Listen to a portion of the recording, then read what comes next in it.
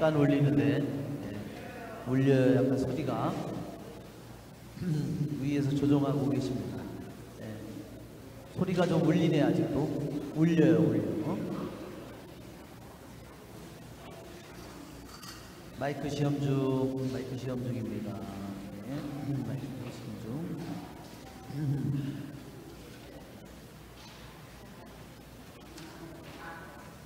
마이크 시험 중.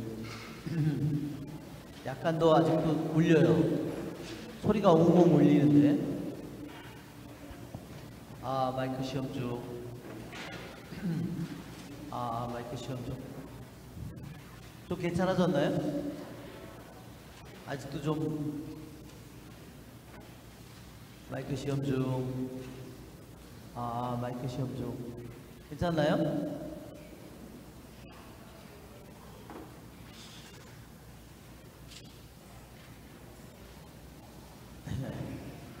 자, 오늘 우리 주님의 기도를 하고 시작합시다. 성부와 성자와 성령의 이름으로. 하늘에 계신 우리 아버지, 아버지 거룩히 나시며 아버지의 나라가 오시며 아버지의 뜻이 하늘에서와 같이 이시도 이루어지소서. 오늘 저희에게 일용할 양식을 주시고 저희에게 잘못한 일을 저희가 용서하오니 저희 죄를 용서하시고 저희를 유혹에 빠지지 않게 하시고 악에서 구하소서. 성부와 성자와 성령의 이름으로.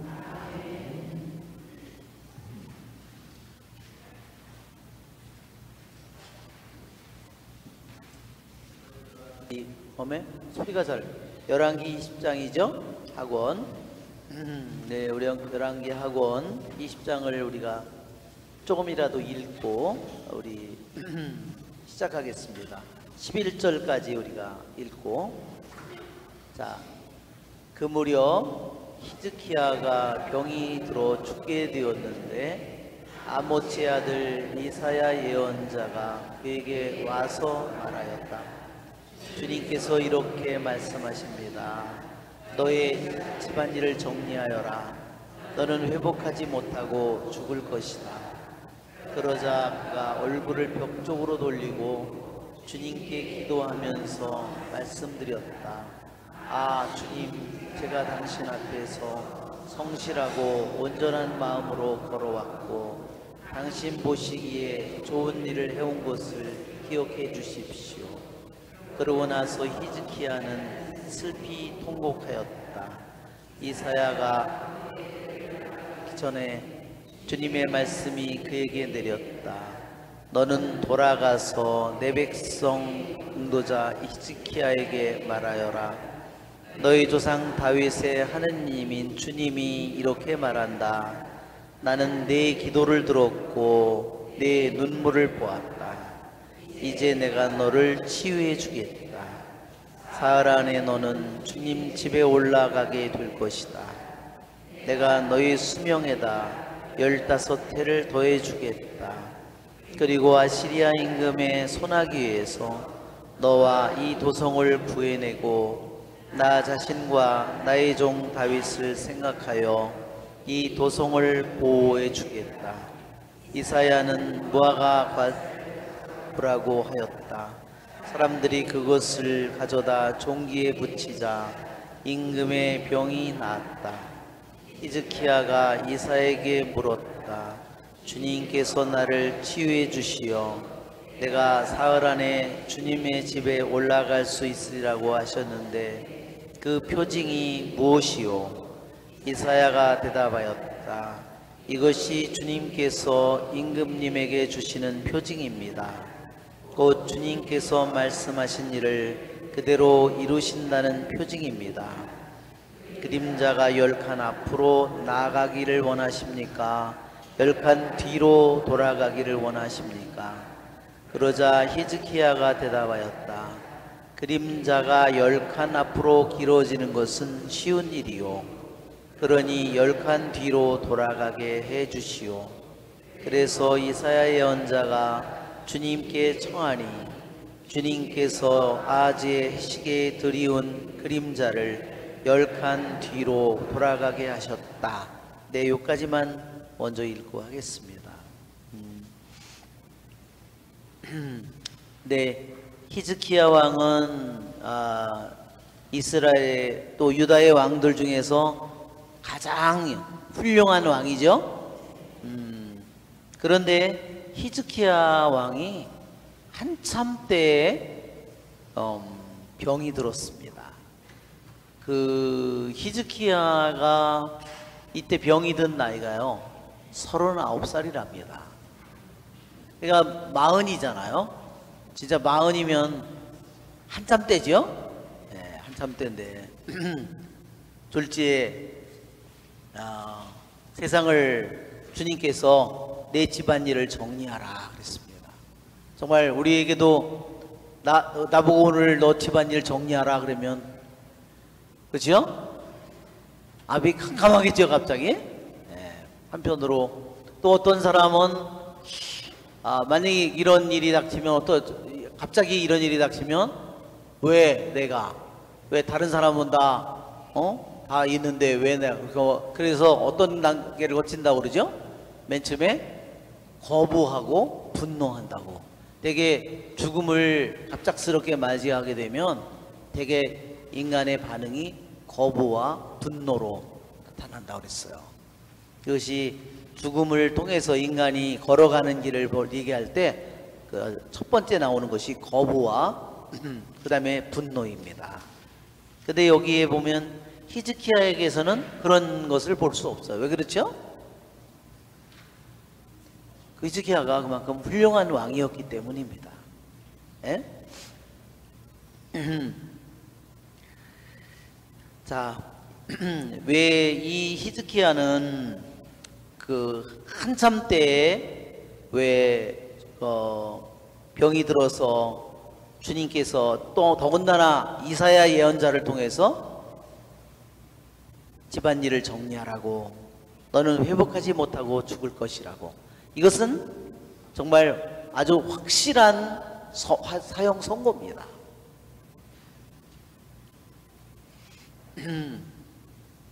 히즈키야는 하느님을 정말로 깊이 사랑하는 그러한 사람이었기 때문에 그는 왜 내가 죽냐고, 내가 뭘 잘못했냐고 이렇게 따지거나 분노하지 않고 그는 어떻게 했어요? 얼굴을 벽 쪽으로 돌리고 주님께 기도하면서 말씀드렸다. 자, 벽 쪽으로 돌린 것은 아마 여러분이 이해하겠죠? 예. 자기의 그러한 그 약한 모습을 말하자면 이사야 예언자라든지 신하들에게 보이기 싫어서, 그리고 오로지 그래서 벽을 향해서 그가 이렇게 주님께 기도를 드린 겁니다.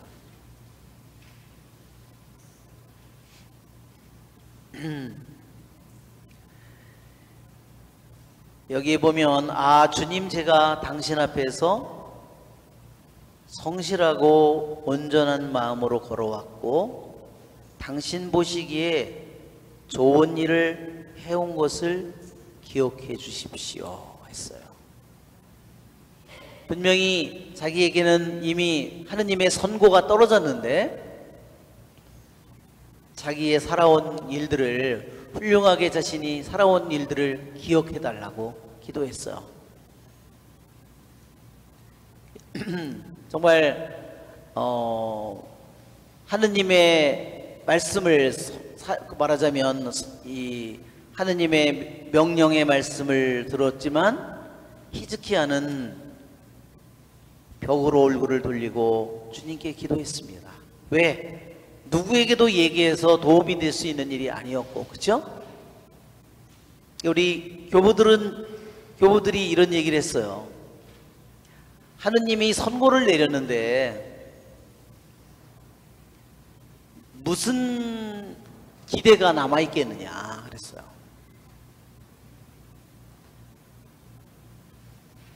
예언자를 통해서 하느님께서 너는 죽으리라, 회복하지 못할 거라고 말씀했는데 어떤 회복의 희망이 있을 수 있겠느냐 그랬어. 그런데도 히즈키야는 기도하는 것을 멈추지 않았다 그랬어요. 사실 하느님이 말씀하면 끝이죠. 정말 우리 교부들은 정말로 예루살렘의 시릴로 교부가 이렇게 얘기했어요. 하느님이 말씀하셨는데 무슨 희망이 있고 무슨 기대할 게 뭐가 있겠느냐. 그런데도 히즈키야는 멈추지 않고 기도했는데 이사야 30장을 한번 보세요. 이사야 30장. 이사야 30장. 이사야 30장 15절을 보면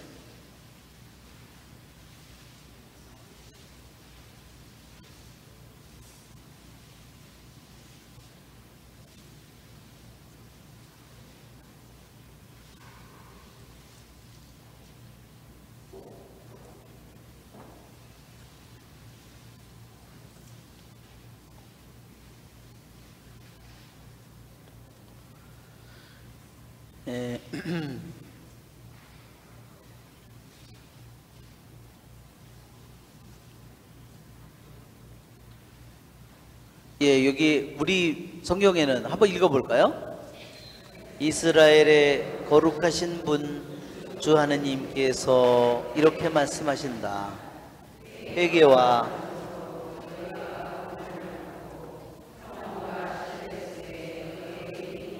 네, 그까지만 하겠습니다. 여기에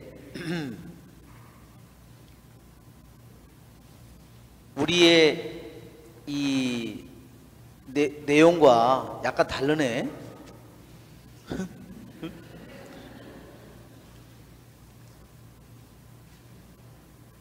예, 지금 이사야 30장 분명히 15절인데 이게 그 번역본이 달라가지고 예, 이게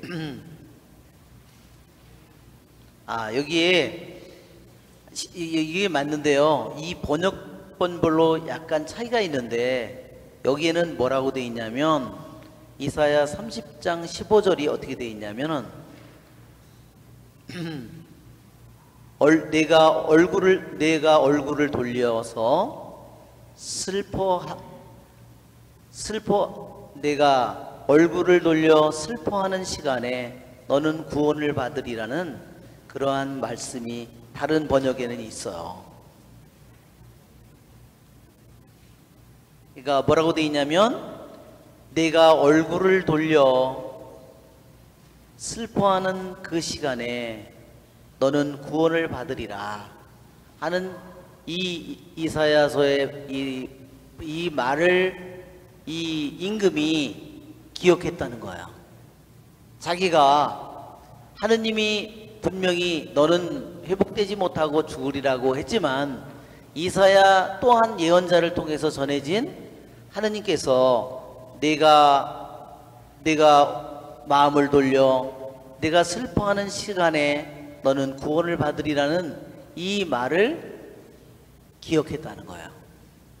그래서 그는 그러한 병상에서 죽음의 병상에서 벽이 막혀 있었지만 그러나 히즈키야의 영혼이 기도가 하늘로 올라가는 것을 그 벽이 막을 수 없었다.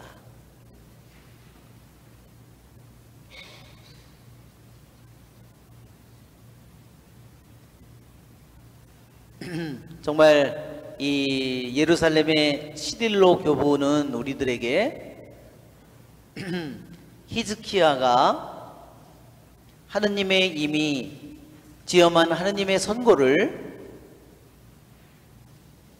받았지만 그는 히즈키야 왕은 하느님께 기도하는 것을 멈추지 않았다. 그것이 우리가 히즈키야를 통해서 정말 또한 보는 놀라운 모습이에요. 제가 며칠 전에도 제가 잘 아는 부부가 찾아왔습니다. 그래서 왔는데 갑자기 왔어요. 그래서 배가 아프다고 그래서 나중에 보니까 암에 걸린 거예요. 그래가지고 나중에 이제 여기 기도를 받았는데 그 기도를 할 때 뭐라고 나오냐면 마음이 두려움과 근심 걱정으로 마음이 너무너무나 떨리고 있는 거예요. 갑자기 이제 내 인생이 여기서 끝나는가 보다 이런 생각이 자기가 가서 마음이 정말로 콩알만해졌고 정말 자기의 인생에는 모든 일이 다 지금 이루어져서 모든 것이 다 너무너무 풍족하고 여유롭고 너무너무 잘 되고 있는 순간인데 탁 이 암이 자신의 몸에 3기가 발견되니까 그 다음에 근심과 걱정과 두려움이 막 한없이 몰려오는데 정말 한숨도 잘 수가 없는 그런 상태인 거예요. 정말 이 히즈키야가 병들어서 갑자기 죽게 된 이 상황에 그러한 것을 정말 그 자매님의 모습이 더 잘 저에게 느끼게 만들어 주었습니다. 우리가 이사야서 38장을 한번 여러분 펴보시면 히즈키야가 병이 나은 다음에 바치는 기도가 있어요. 히즈키야의 찬미가라고 그래서 우리들의 이 시편을 이것을 성물도에 자주자주 바칩니다. 여러분들도 잘 아는 귀절입니다. 한번 우리가 읽어볼까요? 병이 9절 38장 9절 병이 들었다가 그 병에서 회복된 유다 임금 히즈키야의 글이다. 나는 생각하였네. 내 생애 한창 때에 나는 떠나야 하는구나. 남은 햇수를 지내러 나는 저승의 문으로 불려가는구나. 나는 또 생각하였네. 산이들의 땅에서 주님을 뵙지 못하고 이제는 세상 주민들 가운데 한 사람도 보지 못하겠구나. 목자들의 천막처럼 나의 거처가 뽑혀 내게서 치워졌으니 나는 배짜는 이처럼 내 생을 감아드려야 했네. 그분께서 나를 배틀에서 잘라버리셨네. 낮이나 밤이나 당신께서는 저를 막바지로 몰고 가시니 저는 구해달라 아침까지 부르짖습니다. 당신께서 사자처럼 저의 뼈들을 모두 부수십니다. 낮이나 밤이나 당신께서는 저를 막바지로 몰고 가십니다. 저는 제비처럼 두루미처럼 울고 비둘기처럼 탄식합니다. 위를 보느라 제 눈은 지쳤습니다. 주님, 공경에 빠진 이 몸 저를 돌보아 주소서. 나 무엇라 말하리요. 그분께서 나에게 말씀하셨고 그분께서 행하셨는데 내 영혼의 쓰라림 때문에 내 잠이 모두 달아나 버렸다네. 주님, 사람들은 그것들로 해서 살아가고 제 목숨은 그러한 모든 것들에 달려 있습니다. 저를 낫게 해주소서. 저를 살려주소서. 보소서. 저의 쓰디쓴 쓰라림은 행복으로 바뀌었습니다. 당신께서는 멸망의 구렁텅이에 빠지지 않게 제 목숨을 지켜주셨습니다. 정녕 저의 모든 죄악을 당신의 등 뒤로 던져버리셨습니다. 저승은 당신을 찬송할 수 없고 죽음은 당신을 찬양할 수 없으며 구렁으로 내려가는 자들은 당신의 성실하심에 희망을 두지 못합니다. 오늘 제가 하듯이 산 사람, 살아있는 사람만이 당신을 찬송할 수 있습니다. 아버지는 자식들에게 당신의 성실하심을 알립니다. 주님은 나를 구하시는 분, 우리 한평생 모든 날에 주님의 집에서 현악기 타며 노래 부르세. 네, 여기에 15절에 그분께서 나에게 말씀하셨고 그분께서 행하셨는데 나 무엇라 말할. 그렇죠? 예, 주님께서 너는 회복되지 못하고 죽으리라고 했는데 그렇게 말씀하셨는데 내가 할 말이 무엇이 있겠느냐.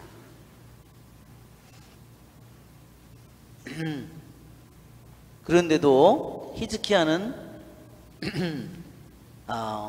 비둘기처럼 여기 보면 제비처럼 두루미처럼 그죠? 여러분 비둘기 산비둘기 맨날 그래 맨날 그러죠?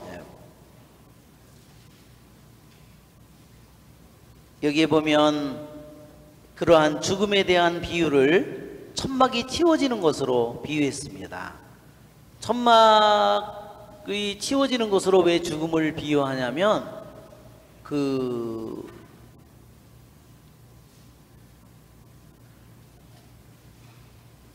보통 천막을 뭐 이렇게도 보통 A텐트나 뭐 이런 텐트를 이렇게 해서 텐트를 치잖아요.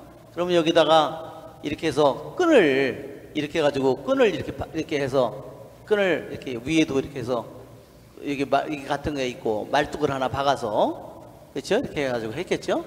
그래서 이 끈들을 딱 쳐버리면 어떻게 돼요?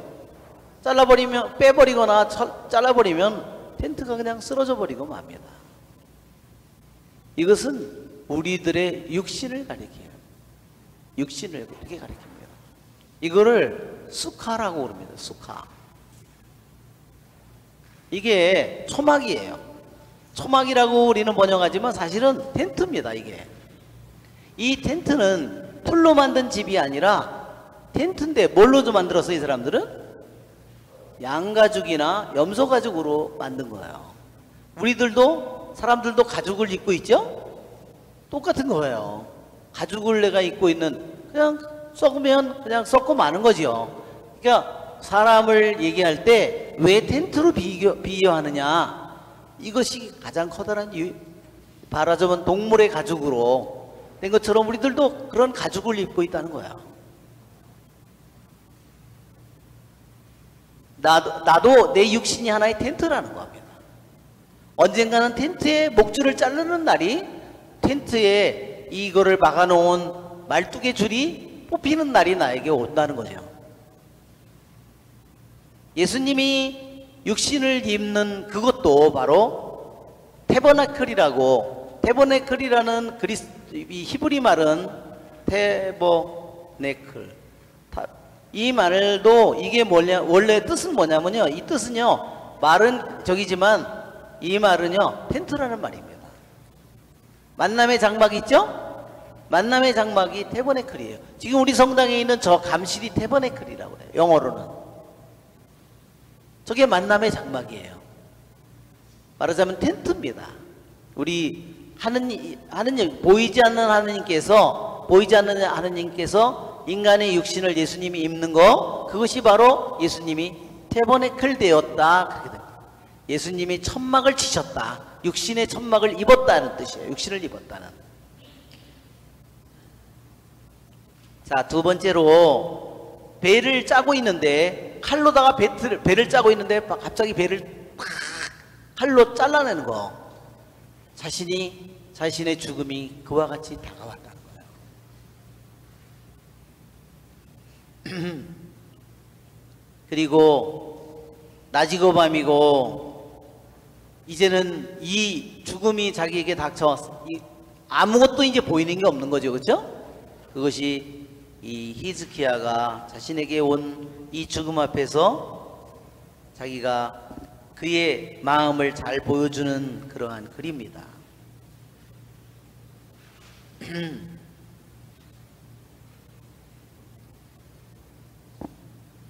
히즈키야는 주님, 제가 당신 앞에 성실하고 온전한 마음으로 걸어왔고 당신 보시기에 좋은 일을 해온 것을 기억해 주십시오. 그렇게 기도하고 나서 히즈키야는 슬피 통곡했다고 그랬어요. 히즈키야가 슬피 통곡한 이유는 자기가 갑자기 이제 세상을 떠나야 된다는 것이 물론 커다란 이유이지만요. 또한 요세푸스는 역사가 유대인 역사가 요세푸스는 뭐라고 했냐면요. 이때 히즈키야는요 아직 자기의 왕자리를 이을 아들이 아직 갖지 못했어요. 왜냐하면 이 열왕기 우리가 지금 20장이잖아요. 21장을 한번 보세요. 다음 장을 보세요. 므낫세는 1절 몇 살의 임금이 됐어요? 12살의 임금이 되어 예루살렘에서 55해 동안 다스렸다. 자, 그럼 20장 21절을 보면 히즈키야가 조상들과 함께 잠들자 그의 아들 므낫세가 그 뒤를 이어 임금이 되었는데 므낫세가 12살이에요. 그런데 하나님께서 수명을 15년 연장해 줬잖아요. 15년 연장해 줬으니까 연장해 준 15년 연장해서 3년이 지난 뒤에 아들을 낳은 거예요. 자, 무슨 소리냐? 자기가 너는 이제 회복하지 못하고 죽으리라고 했는데 자기의 왕자리를 물려줄 아들이 아직도 태어나지 않은 거예요. 유대인 역사가 요세푸스는 가장 슬퍼한 일 중에 하나가 자기의 왕자리를 이을 후사가 아직 없었다는 겁니다. 참 어떻게 하느님께서는 모든 이 훌륭한 왕이 하는 모든 일을 축복해 줬는데 축복 중에 가장 커다란 축복은 자식인데 왜 자식을 안 줬을까요? 그건 잘 몰라요. 그런데 전해지는 바에 의하면 유대인 전승에 의하면 이 히즈키야 왕은 자식을 갖는 것을 두려워했대요. 왜 그러냐면 영감을 받아서 하느님께서 알려주셨는데 내 아들이 가장 사악한 왕이 되리라는 것을 알았다는 거예요. 그래서 아들을 안 두려고 자기가 씨를 뿌리면 아들이 왕자로 태어날 거 아니에요. 그러니까 히즈키야는 아들을 안 갖기 위해서 피한 거죠, 말하자면. 근데 갑자기 죽게 되니까 어떻게 됐어요? 정말 이 왕국을 자기의 나라를 넘겨줘야 되는데 너무너무 그게 안타까운 일이잖아요. 왜? 자기는 아버지의 왕 아하즈 왕은 어땠어요? 우상을 다 가져와서 섬겼잖아요. 히즈키야가 그 우상들을 모조리 다 산당까지 다 청소를 했잖아요. 자기가 죽으면 어떻게 될까? 아, 왕이 그렇게 산당도 부수고 우상들도 다 부수더니 꼴 좋다. 그래서 죽은 거야. 그렇죠? 뻔할 일이죠. 그렇게 자기 밑에 있는 신하들 중에서 히즈키야 왕이 그렇게 잘난 척 하더니 우상 숭배하고 그렇게 하더니 한창 때에 죽어 하나님에게 벌을 받아 죽은 거야. 그렇게 자기를 조롱할 많은 일들이 뻔하다는 거죠. 그러니까 정말 그런 것을 자기의 후사도 없고 그런 무리들이 이제 나라를 차지하고 그런 일들을 다시 성전은 더럽혀지고 이 모든 일들을 생각하면 히즈키야가 정말 너무너무 마음이 처참한 거야. 그것이 히즈키야가 인간적으로 자기의 죽음 앞에서 하느님 앞에 자기 자신이 아무것도 아닌 존재라는 것을 깨닫고 자기의 죄만이 보였겠죠? 자신의 죄를 하느님께서 등 뒤로 아까 던지셨다고 말씀했기 때문에 자기가 잘못한 일들이 내 집안일을 정리하라고 그랬으니까, 그쵸? 이제 왕의 자리를 누구한테 물려줘야 될까? 그쵸? 그것을 생각했겠죠. 제일 먼저 집안일을 정리하라고 했을 때 자기의 왕자리를 누구에게 물려줘야 될까? 그걸 제일 먼저 생각했을 거예요. 누가 이 나라를 우상이나 이런 것에 다시 저기 하지 않고 나라를 잘 다스릴 사람이 누굴까? 그런데 너무너무 걱정되는 일이 많았을 거 아니에요. 그죠? 이제는 모든 일들을 자기가 아무리 다 염려한다고 되는 일이 아니고 주님께 모든 것을 맡기고 이제 왕이 될 사람에게 모든 것을 맡기고 떠나야 될 그런 처지가 됐어요. 그래서 히즈키야는 자기를 이을 자식의 왕도 없고 다윗의 후손이 메시아가 오리라는 그 자신의 그 주님의 약속이 가장 축복된 왕이고 가장 훌륭한 왕인데 자기에게서 그런 자식이 태어나지 않았어요. 그러니까 더 슬픈 거죠. 그래서 슬퍼했다고 되어 있습니다. 자, 여기에 히즈키야는 주님께 무엇을 기억해 달라고 기도했어요? 예, 주님, 제가 당신 앞에서 성실하고 온전한 마음으로 걸어왔습니다. 정말 죽음을 앞두고, 그죠?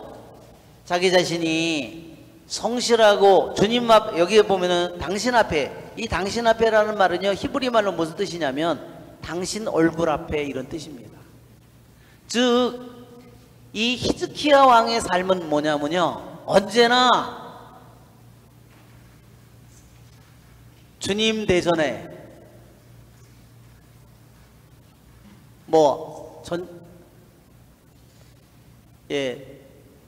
주님 얼굴,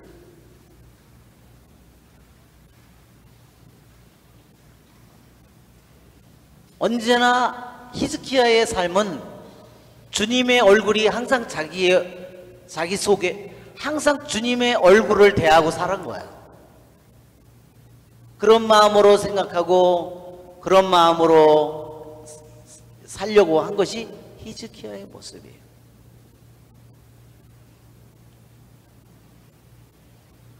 제가 동방교회에 재미난 글을 읽었는데요. 거기에 동방교회에서 타락을 뭐라 그러냐, 원조 타락, 우리 그 아담과 하와의 타락 있죠?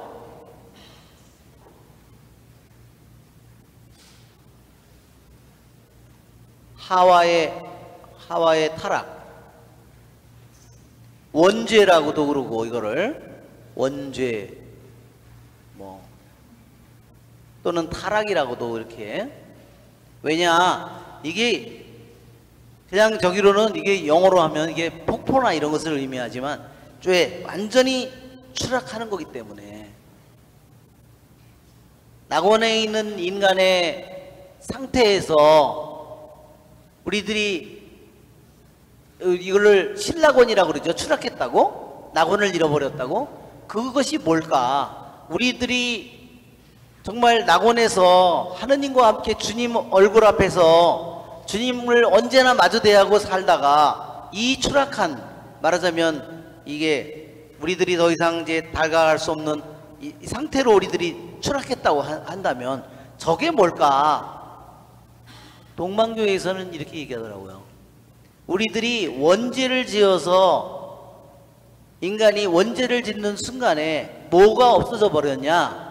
우리들 안에 하느님의 아이콘이 깨어져 버렸다. 뭐가 깨어졌냐면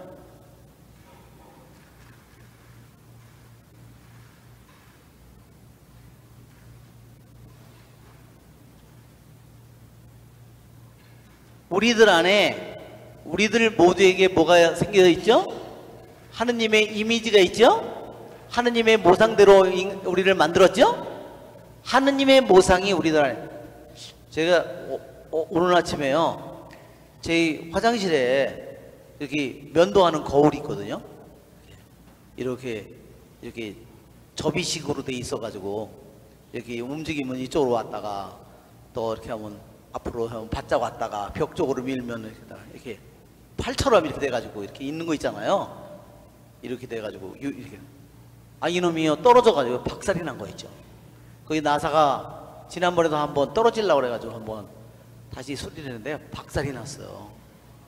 근데 그거를, 아니 이게 하필이면 왜 이게 박살, 어제 저녁에 밤에 그랬어요. 밤에 나갔다 오니까 어제 바람 많이 불었잖아요.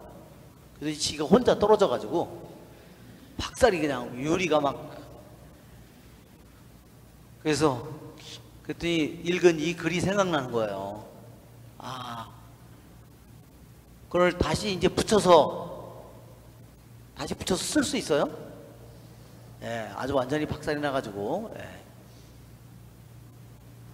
즉 원죄라고 하는 것은 우리들이 하느님의 은총의 상태에서 은총을 잃어버리고 이제 죄의 상태로 떨어진 이 상태, 그것이 바로 동방교회에서는 모든 인간에게 하느님이 만들 때 하느님의 아름다운 모상이 우리들 안에 새겨져 있는데 그 모상이 완전히 깨졌다는 거죠.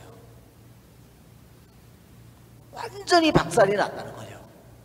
그래서 그것이 뭐냐면 육신은 육신대로, 그러니까 이 하느님의 모상이 우리들 안에 박살이 났기 때문에 어떤 거냐, 영과 혼과 육이 다 따로따로 논다. 하느님이 원래 인간의 영혼육을 저렇게 제멋대로 움직이도록 만들지 않았다는 거예요. 영혼육이, 우리들 안에 있는 영혼육이 영은 혼을 잘 다스리고요, 혼은 육을 잘 다스리도록 이렇게 만들어졌다는 거죠. 그런데 지금은 우리가 어때요? 육이 어때요? 오히려 육이 혼을 다스리거나 정신을 다스리거나, 그렇죠? 이런 일들이 세상에는 너무너무 많이 일어나요. 육신의 욕망이 오히려 정신을 지배하고 정신을 엉뚱한 대로 쓰게 만들고 의지를 엉뚱한 대로 사용하게 만들고, 이와 같은 일들이 왜 일어나는가? 그것은 바로 원죄를 통해서 우리들 안에 있는 하느님이 만든 이 아름다운 모든 질서가 완전히 깨졌다. 하느님의 이 모상이, 하느님의 이콘이 우리들 안에 깨진 것이다. 정말 저 얘기가 너무나 실감이 났어요.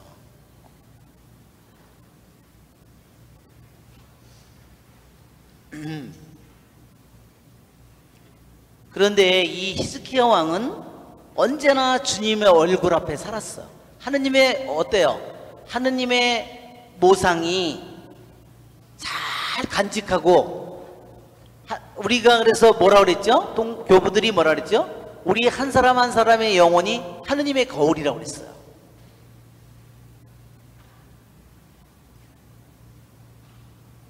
하느님은 매일매일 하루하루 새로운 날이 주어질 때마다 나라고 하는 영혼의 거울을 맨날 들여다본대요. 즉 이 거울 안에 하느님의 또 어떤 모습이, 내 안에 하느님을 닮은 모습이, 어떤 모습이 또 생겼는지를 매일매일 하느님께서 우리를 들여다보신다.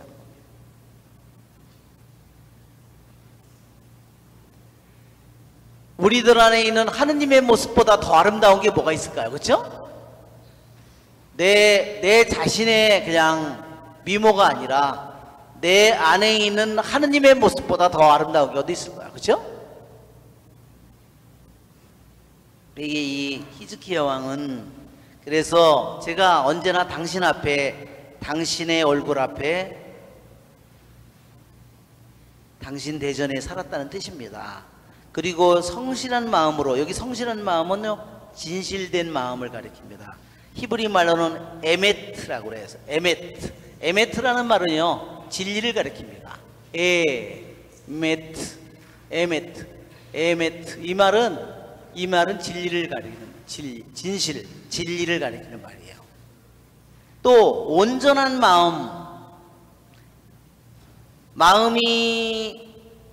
온전한 마음이 아니면 기도할 때 어때요? 기도를 하긴 했는데 기도를 그냥 제대로 기도를 안 한 것 같은 느낌이 들죠? 왜 그러냐?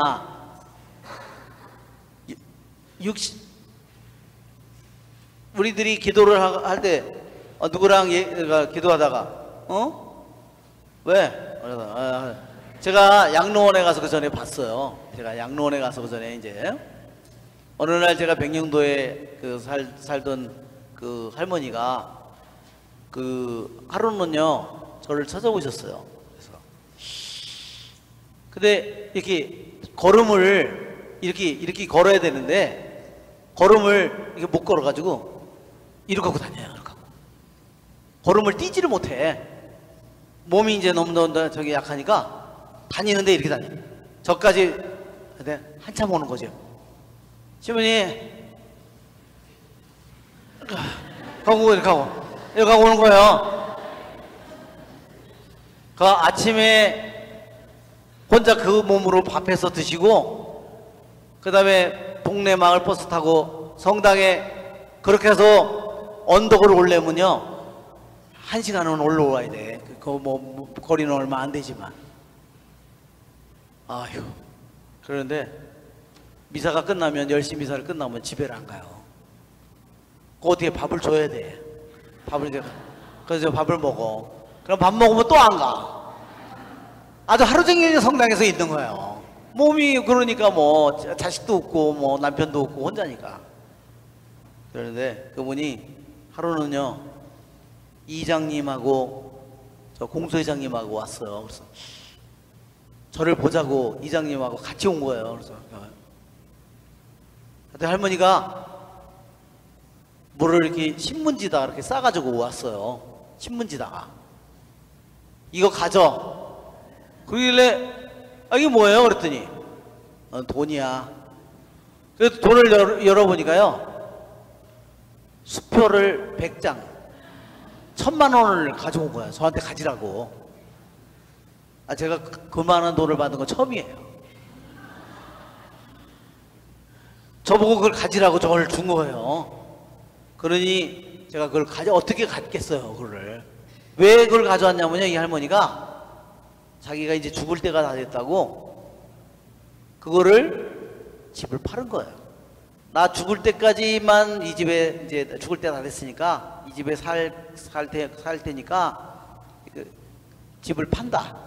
바닷가에 부두니까 집은 금방 팔렸는데 3천만 원을 받아가지고요 저한테 1000만 원 갖다 주고 당신이 죽을 때까지 쓰는 돈 1000만 원 남겨놓고요 나머지 1000만 원은 장례 비용으로 마을에다가 1000만 원을 냈어요.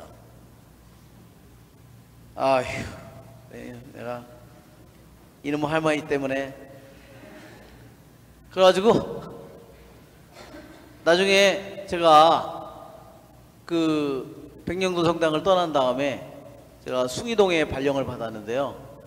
그분이 어디 경기도 광주에 요양원에 가 계신 거예요. 그래서 제가 이제 한번 찾아갔어요. 근데 이게 사제복을 안 입고 사복을 입고 딱 찾아갔는데 그 경기도 광주의 그 요양원이요 천주교에서 하는 저기 요양원이었는데 하여튼 뭐 7, 8층짜리 건물이었어요. 그래서 가서 할머니 찾으니까 할머니가 없어요. 막 어디 지금에 뭐 댄스도 있고 뭐도 있고 뭐 여러 하고 뭐 물리치료도 받고 뭐 여러 가지인데 뭐 계속 찾으러 다니는데요. 한 성당에 간 거예요. 갔더니 성당이 이런 성당이 아니라 바닥에 앉는 성당이 너무 나이가 많으니까요. 바닥에 앉는 성당이더라고요.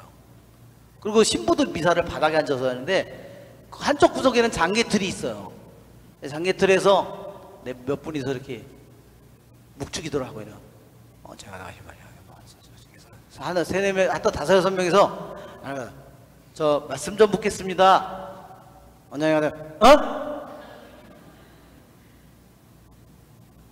혹시 이런 분 어디 계시나요? 그랬더니 그분이 아니 자식이 없댔는데 자식이 있네. 아이고 막 그러더니 그래서 다시 먼저 가신 말이 아니 이게 와서 주님께서 함께 계시냐. 그런데 누구요? 가다가 다시 은총에 가신 말이 아니 이게 와서서 내가 죽는 줄 알았어요. 그러다가 한 사람이 얘기하면 또 다시 다 멈춰가지고 뭐 하다가 다시 은총에 가신 말이 아니 이게 와서 아유 하여튼 그래서 우리들이 이게 여기에 온전한 마음으로 기도한다고 그랬는데 온전한 마음으로 기도하는 것은 히브리 말로 이게 샬렘이에요. 샬렘이라는 말은요 샬롬하고도 굉장히 샬롬하고 똑같은 말이에요. 이게 어원이 같은 말이에요. 온전하다, 모든 것이요 온전해져야지 평화가 오는 겁니다. 어느 한 부분이라도요 온전해지지 않으면요 평화가 오지 않습니다. 여기에 이 말이요 샬렘 또는 샬롬이에요.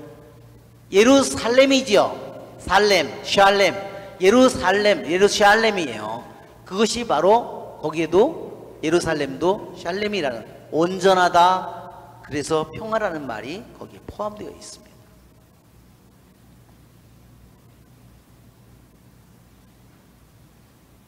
예, 우리는 이 히즈키야 왕이 어떻게 살아왔는지가 마지막 죽음을 앞두고 기도하는 대목에서 그가 어떤 마음으로 왕이지만 그가 어떤 마음으로 살았고 하느님 얼굴 앞에서, 그리고 언제나 진실된 마음으로, 그리고 흩어지지 않는 마음으로 육신과 정신, 여기 궁궐 안에 여자들이 얼마나 많겠어요, 그죠? 젊은 여자들이. 그런데도 이 히즈키야 왕이 마흔이 되도록 아들을 안 갖고 그렇게 살았다면 얼마나 온전한 마음으로, 정말 그 여자들이 왕의 총애를 한번 입으려고 얼마나 유혹을 많이 했을 텐데, 그죠? 예. 그런데도 정말 히즈키야 왕이 정말 온전한 마음으로 걸어왔다는 게 정말 정말 우리가 여러분 느껴지죠, 좀?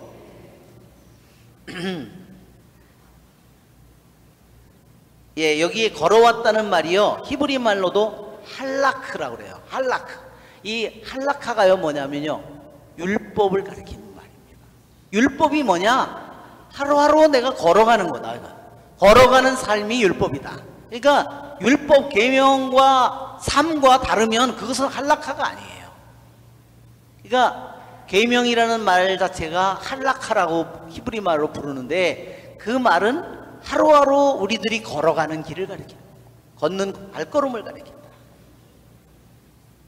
당신 보시기에 좋은 일을 해온 것을 기억해 주십시오.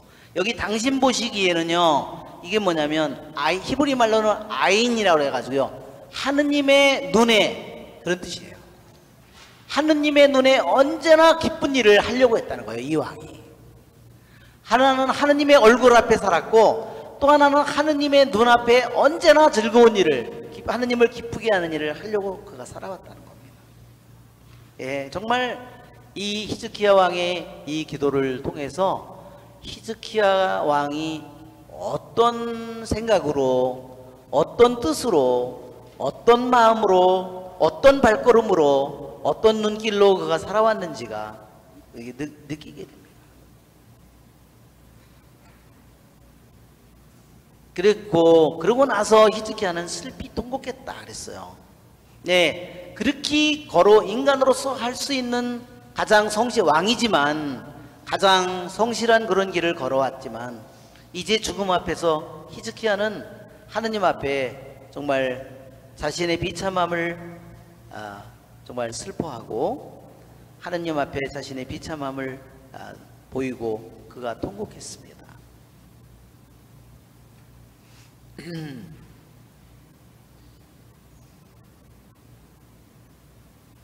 특히 솔로몬은 치료에 관한 책을 많이 줬대요. 어떤 병에 어떤 거를 먹고, 어떤 병에는 어떤 거를 먹고. 그래서 사람들이 그런 책을 많이 읽다 보니까 하느님에 대한 마음이 식어버린다는 거예요. 그래서 또한 치료책에는요, 솔로몬이 지은 치료책에는요 뭐가 많이 포함되어 있냐면 점성술이 많이 포함되어 있었대요.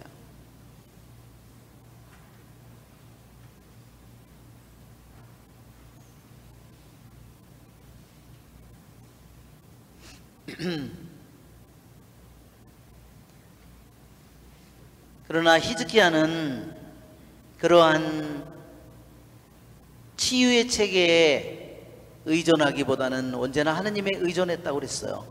시편 56편을 보면, 시편 한번 56편을 보세요.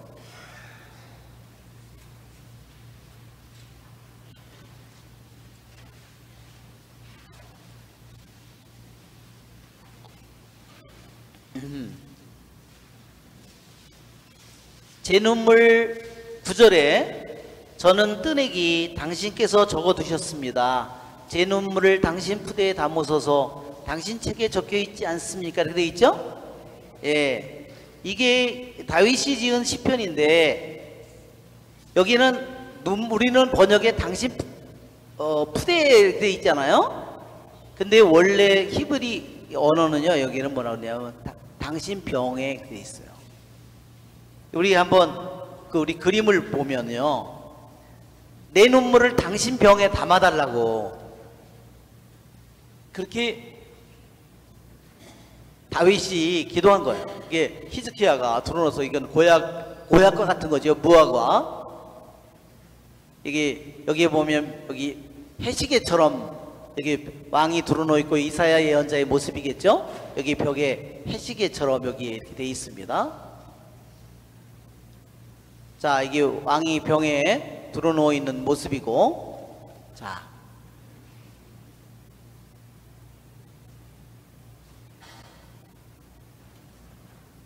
예, 전쟁 하는 모습이고, 이게 눈물병이랍니다. 좀 희한하죠? 눈물병이요. 아니 눈물병, 아니 저거 어떻게 된 게 눈물병이 다 있냐. 그러니까 다윗이 예수님 전에 약 1000년 전에 사는 사람이잖아요. 그렇죠? 예수님 오기 전에. 지금으로부터 다윗은 거의 3000년 전 사람이에요. 그런데 내 눈물을 당신 병에 담아달라고 그렇게 기도했어요.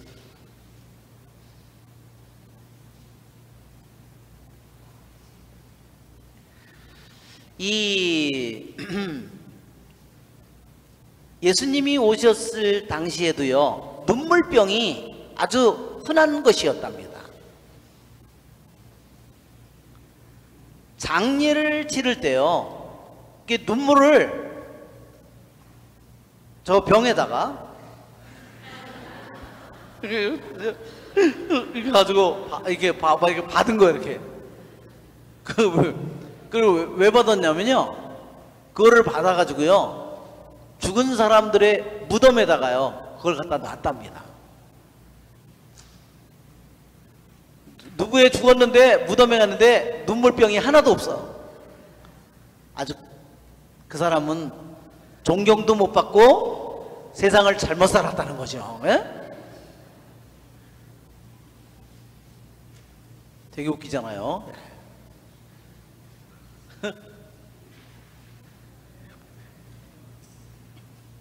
그런데 이 눈물병에 대한 전설이 되게 많은 것 같아요. 또 눈물병에 눈물을 이렇게 담아 놓잖아요. 빅토리아 시대에는요, 그 눈물병에다가 눈물을 담아 놓는데 마개가 이렇게 막아 놓으면요, 일정한 시간이 지나면 눈물이 싹 다 증발돼서 날아가 버린대요. 그러면요 애도 기간이 끝난 거래요.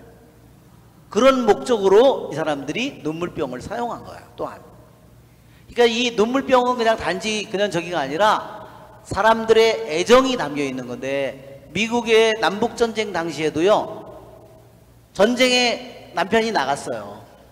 그러면요 여자가 매일 울면서 그거를 눈물병에다 담았대요. 오면 그거를 보여줬대요. 근데 물이면 어떨까요? 실제로 하나도 안 울었는데 물을 이렇게 담아가지고 제가 이 눈물병에 몇천 년 전 이런 무덤에서요, 저 눈물병을, 그 소녀는 시신은 소녀였고요, 거기에 병이 발견된 거예요. 그래서 거기에 시를 써놓은 거를 제가 발견했는데 오늘 찾다 못 찾았어요. 그래서 그냥 다시 말하는데, 하여튼 하느님께서는 우리들의 눈물을 다 기억하시죠? 하느님은 눈물, 우리들 하나 한 사람 한 사람의 신음과 눈물을 다 기억하십니다.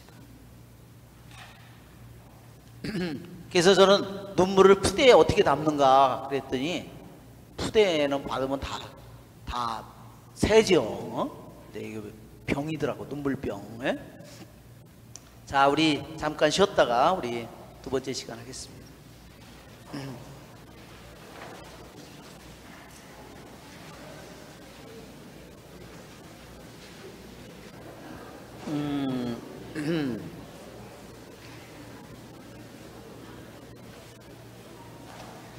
자, 4절 이사야가 가운데 뜰을 나가기 전에 주님의 말씀이 그에게 내렸다.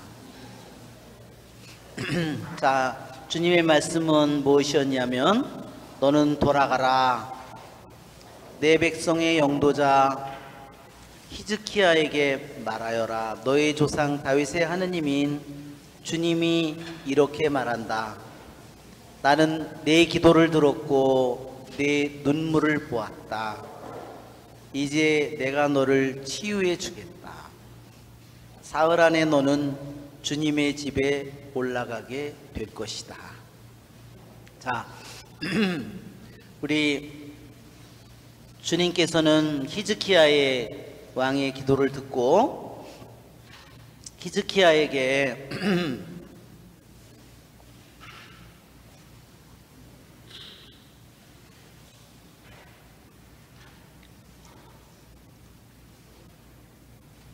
여기가 말하자면 이게 솔로몬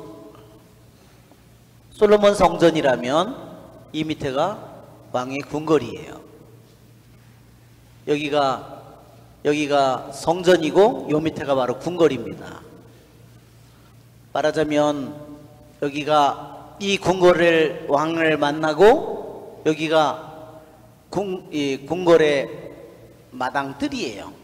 여기를 나가기 전에 중간 마당을 나가기 전에 돌아가라. 다시 왕에게로. 그러니까 얼마나 빨리 응답이 내린 거예요. 그죠? 네. 참 유대인들은 또한 이것을 해석할 때 이렇게 얘기했습니다. 왕이 불치병으로 죽으리라는 그런 소문이 퍼지면, 그렇죠? 악한 사악한 많은 무리들이 너무너무 또한 기뻐했을 거라. 그래서 하느님께서는 당신이 사랑하는 이 아들 왕이 그런 수모를 겪지를 원하지 않았다는 겁니다.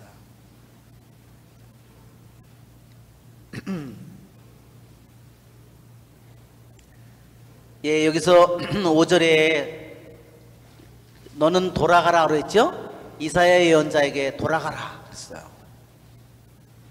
예, 돌아가라는 말은 주님께서 당신께서 내리신 말을 돌이키는 겁니다.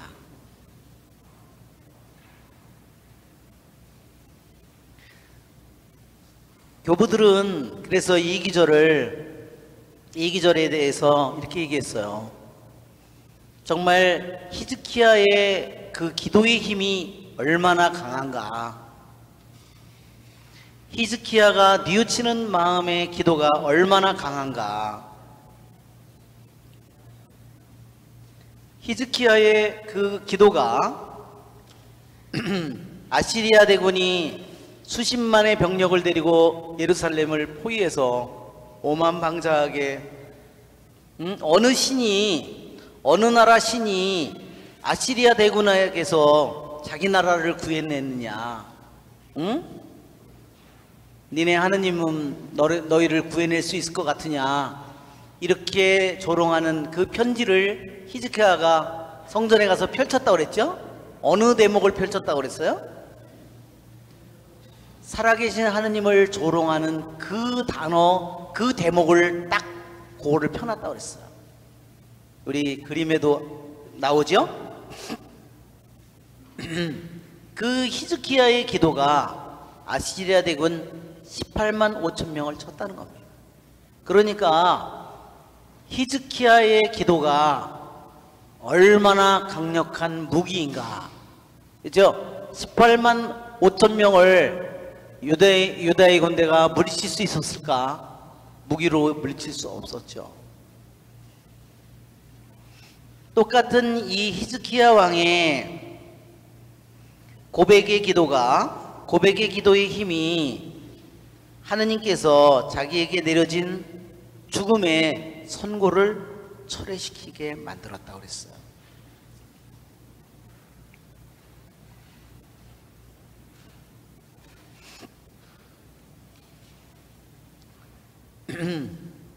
여기에 돌아가라는 이 말이 히브리 말로는 슈브예요. 돌아간다는 말은 또한, 슈브라는 말은요, 단순히 돌아간다는 말이 아니라 회개한다 할 때 자주 나오는 말입니다.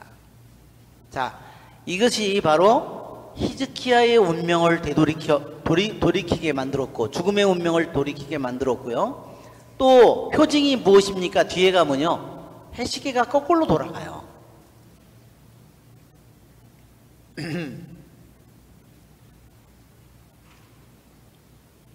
나는 내 기도를 들었고 내 눈물을 보았다.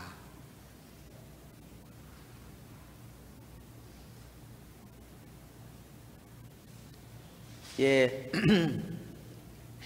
정말 이 왕이 훌륭하게 살아왔는데 하느님의 그러한 죽음의 선고를 들었을 때 그가 하느님을 얼마나 깊이 경외하고 하느님 앞에 정말로 한 보잘것없는 인간으로서, 발가벗은 인간으로서 그가 어떻게 눈물로써 기도했는지를 주님께서 보셨다고 했습니다.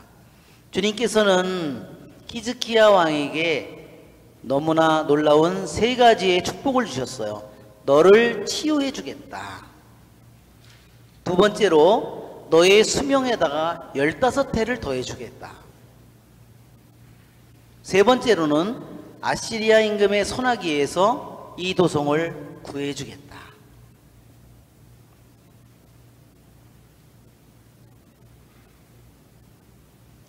사흘 안에 너는 주님의 집에 올라가게 될 것이다. 그랬습니다.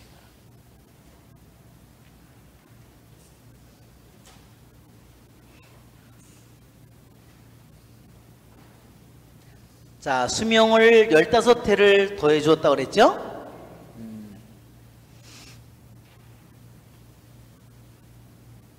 예, 39이니까 15이면 54, 그쵸? 예, 그 정도면 좋을 것 같아. 저는 벌써 이미 초과했어요. 저는 벌써 10년을 다 초과했어요, 지금. 예. 이제는 우리한테 수명을 더해주면은 진짜 힘들어. 그죠? 그러면 이제, 그 다음에는 저 치매에다가,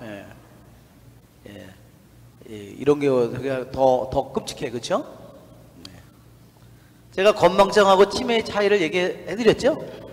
안 해드렸나요? 건망증은요, 쉬를 한 다음에 지퍼를 안 올린대요. 치매는 어떻게 하냐면요, 일단 쉬를 한대요. 그 다음에 지퍼를 내린대요.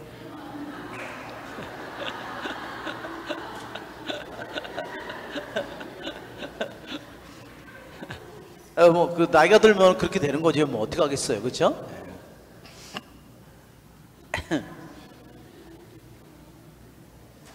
제가 미국에 있을 때요, 병자성사라든지 이런 것 때문에 요양원이라든지 이런 데를 자주 갔어요. 갔는데 거기 가면은 시선은 좋은지 모르지만은 똑같아요. 너무너무 거기 있는 분들이 외롭고 슬프고 그 다음에 또 한 가지는 그 정신이 왔다 갔다 하니까 제가 계속 가는 그 할머니는 더군다나 거기는 다 이제 외국 사람들이잖아요. 말도 잘 안 통하는 데다가 할머니가 영어를 잘 할 수도 없고, 그래서 자기가 이렇게 그분은 다리가 불편해서 다리를 못 움직여요. 침대에서도 내려오기 힘든 분이에요, 혼자서. 근데 눈을 딱 떴는데 어떤 흑인이 자기 이렇게 내려다보고 있더래요. 그렇지, 그 공포가 어떻겠어요, 그렇죠? 너무너무 그 공포가, 그래서 정말 그리고 그러한 요양원에 들어가면요, 대개 일주일 안에 다 오줌을 싼대요. 왜냐하면 심리적으로. 그런 얘기를 들었을 때 정말 너무너무 슬펐어요. 인간은 정말로. 그래서 자기가 은퇴해서 자기에게 매달 나오는 돈이요, 5,000불 이렇게 나오는 거예요. 그런데 한 달에 5,000불이 자기에게 나왔는데 그 돈이 요양원에 가잖아요.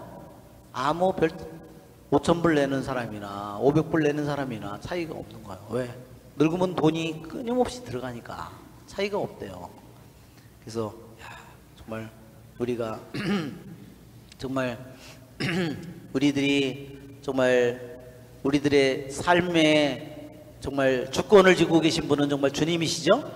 그래서 아무리 내가 모든 노후를 잘 준비해놔도, 그렇죠? 그것은 내가 다 정리할 수 없는 거예요.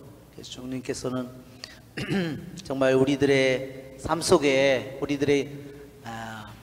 그래서 정말 모든 것을 주님께 맡기고, 여기 히즈키야처럼 올바른 마음으로, 성실한 마음으로, 온전한 마음으로 주님 얼굴 앞에서 당신 눈앞에 좋은 일을 하는 것이 우리들이 가장 잘 노후를 준비하는 길입니다. 그렇죠, 여러분?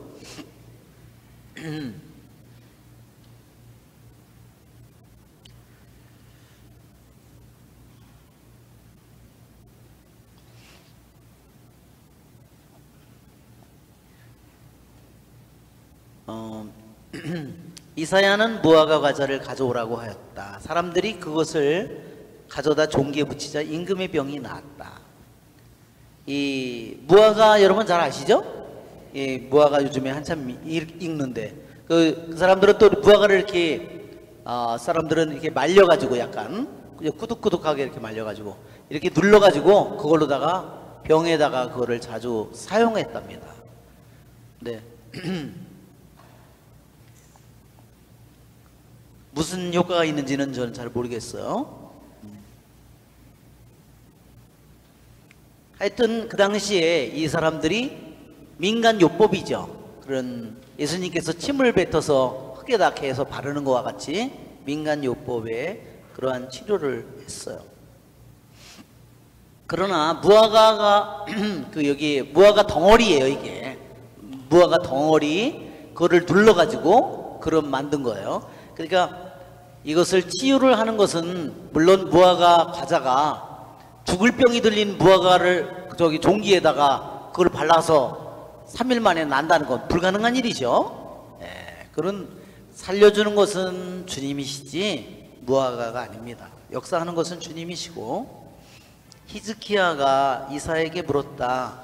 주님께서 나를 치유해 주시어 내가 사흘 안에 주님 집에 올라갈 수 있으리라고 하셨는데 그 표징이 무엇이요? 표징이라는 말을 보니까 누구를 생각나냐면 아버지 아하즈 왕이 생각나요. 아버지 아하즈 왕에게 표징을 청하여라 그랬죠? 그랬더니 아버지가 뭐라 그래요? 나는 표징을 청하지 않겠습니다. 왜 그랬다 그랬어요? 믿음이 깊어서 그랬다 그랬나요? 이 아버지 아하즈 왕은 하느님에게 희망을 걸 게 아무것도 없다는 생각한 거예요. 하느님에 대해서 마음을 닫은 사람이에요. 그래서 이미 아하즈는 뭐라고 이미 결정을 했냐면 이사야 예언자를 통해서 시리아 다마스커스 있죠? 그 사람들은 이 불탄 장자 끄트머리와 같다 그랬어요. 불 타고 남아서 이제 불 다 꺼지려고 하는 장자 끄트머리와 같은데 그걸 두려워하지 말라고. 그런데도 뭐라고 그랬어요? 말을 안 듣고 아시리아의 뇌물을 어마어마하게 갖다 바치고 아시리아 보고 시리아를 공격하라고, 다마스커스를, 그리고 북이스라엘을 공격하라고 시켰어요. 즉 그것은 뭐냐면 하느님께서 북쪽의 이스라엘이 시리아가 힘을 합쳐서 너를, 유다를 쳐들어오려고 하지만 걔네들은 너를 이기지 못할 거다. 겁낼 존재가 절대로 아니다. 그런데도 그거를 안 믿고 뭘 했어요? 아즈의 군대를 오히려, 아니 아시리아의 군대를 믿었다는 거예요. 아시리아의 신을 더 믿은 거예요. 하느님에게는 나는 표징을 청하지 않겠습니다. 왜? 자기는 이미 다 결정해 놨어요. 자기는 아시리아 대군을 자기는 믿는 거야. 그래서 어떻게 했어요? 거기 아시리아의 신의 제단을 예루살렘 안에다가, 성전 안에다 만들어 놓고 거기서 제사를 드렸습니다. 하느님께서 아하즈에게 표징을 청하라고 했을 때 하느님께서 말씀하셨으니까 네, 표징을 청합니다. 그렇게 당연히 얘기했어야 되는데 이 아하즈 왕은 자기의 겉의 마음은 속이고 겉으로는 아주 믿음이 깊은 척하면서 속으로는 하느님을 이미 배신했어요. 그래서 이 히스기야가 주님의 집에 사흘 안에 올라갈 수 있으리라고 하셨는데 표징이 무엇입니까? 그래서 아버지와 너무나 대조적으로 표징을 청하고 있다는 겁니다. 이사야가 대답했다. 이것이 주님께서 임금님에게 주시는 표징입니다. 주님께서 하신 일을 그대로 이루신다는 표징입니다. 그림자가 10칸 앞으로 나가기를 원하십니까? 10칸 뒤로 돌아가기를 원하십니까? 자, 우리는 여기서 10칸이라고 되어 있는데요. 여기에 원래 히브리어로는 이게 뭐냐면요, 10계단이에요. 10계단. 자, 우리 그림을 보면 10계단이 뭐냐면요, 이 눈물병이라고 그랬고요. 이거는 카인과 아벨의, 그래서 카인 형이 동생을 죽이죠. 이거는 발견된 히즈키야 왕의 옥쇠 같은 거예요. 옥쇠. 무덤에서 발견된 겁니다. 자, 이것은 뭐냐면요, 여기에 가운데 있는 것은 태양을 의미하고요, 여기에는 날개를 의미합니다. 이게 여기 태양, 여기 햇빛이 이렇게 있죠? 이게 여기 글씨는 히즈키야의 옥쇠라는 그런 뜻입니다. 자, 이게 저렇게 여기 있는 것처럼 이렇게 계단을 만들어 놓은 거예요. 그래서 저게 시계의 역할을 한 거예요. 그래서 말하자면 정오가 되면 그림이 여기 떨어졌다가 그 다음에 해가 기울면서부터 점점 이렇게 말하자면 내려가는 거, 이걸로다가 시간을 한 거죠. 이래서 이것이 10개의 계단이라고, 저기에 있는 것처럼 앞에 그림에 보면 이런 식으로 여기에 그림이 여기에 있는 것처럼 이렇게 됐다가 계단을 내려왔다가 다시 계단을 올라가는 이런 식으로 말하자면 이게 얘기를 하는 겁니다. 우리가 그림자가 저렇게 10칸이나 앞으로 간다든지 뒤로 갈 수 있는 것은 해를 움직이지 않으면 안 되겠죠? 우리는 이미 우리는 성경에서도 탈출기 10장에 보면 9번째 재앙이 뭐냐면 어둠이 사흘 동안 계속되죠. 그것은 무엇을 의미한다고 그랬어요? 뭐를 심판한 거라고 그랬죠? 이집트의 태양신이 가짜라는 것을 얘기한 거라고 그랬어요. 이집트의 태양신, 태양이 진정한 신이라면 그러면 네가 진짜 신인 거를 보여줘. 내가 어둠을 내릴 테니까, 어둠이라는 재앙을 너에게 내릴 테니까 이집트의 태양신이 진짜 신이라면 이 어둠을 한번 밝혀봐. 사흘 동안을 어둠을 내리는데도 태양신이 나타나지를 못합니다.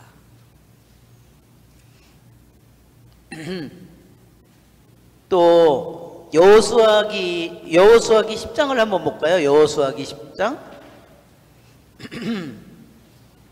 여호수아 10장에서는 여호수아가 정복 전쟁을 하고 있는데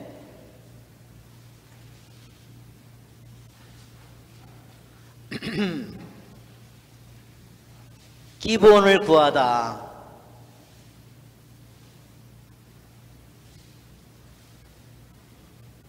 예, 이 아모리족과의 전쟁을 하는데